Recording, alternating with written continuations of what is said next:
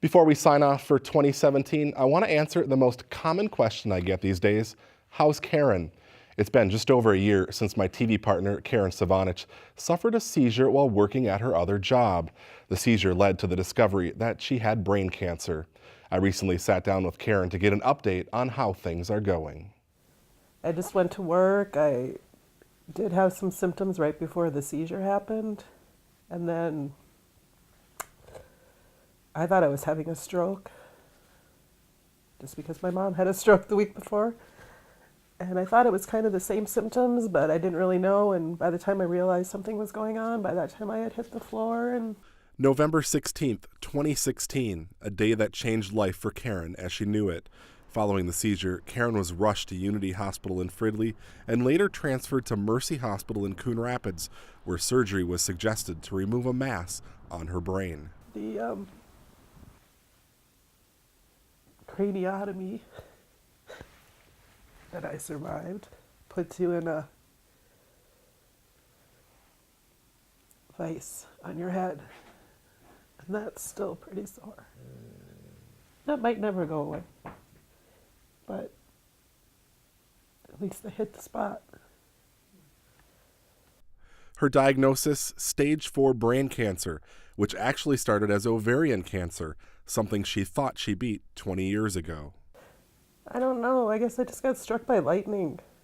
It's kind of how I look at it now.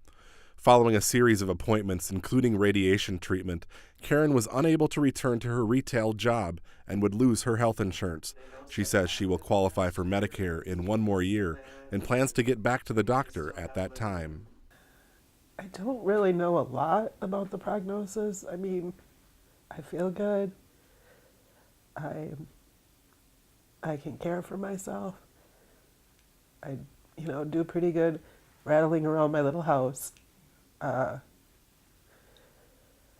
there's definitely some lingering effects. I've got a little ways to go yet, I think. Thanks for joining us. For several months now, the Coon Creek Watershed District has been evaluating options for a new headquarters location. Karen was also unable to return to her part-time job here at CTN, a place she's worked for more than 2 decades. A lot of noise and bright lights bother her, something that she actually started noticing in the weeks before the seizure. There was some signs. The lights were bugging me a lot at TV. Like, before we would go on, I would say to you, "Do you see that?" As I'm looking in the teleprompter, and you would always say, "No, see what?" For now, Karen spends a lot of time at her home on Coon Lake. Her neighbors hired her to work a couple of hours, 3 days a week, at the general store in town. She says she's just grateful for each day and thanks everyone for their love and support.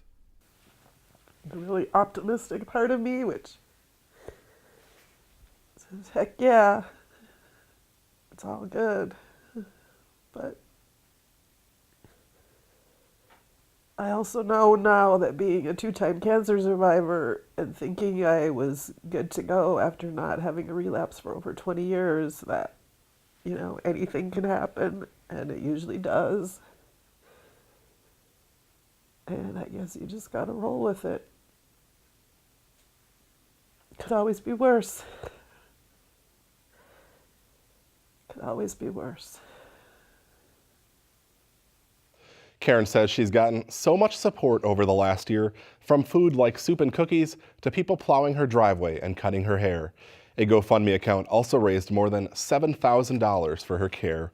If you'd like to donate, we have a link on our website, ctncoonrapids.com. All of us here at CTN certainly wish Karen all the best in her recovery. We know she's a fighter, and all those prayers being sent her way will be answered.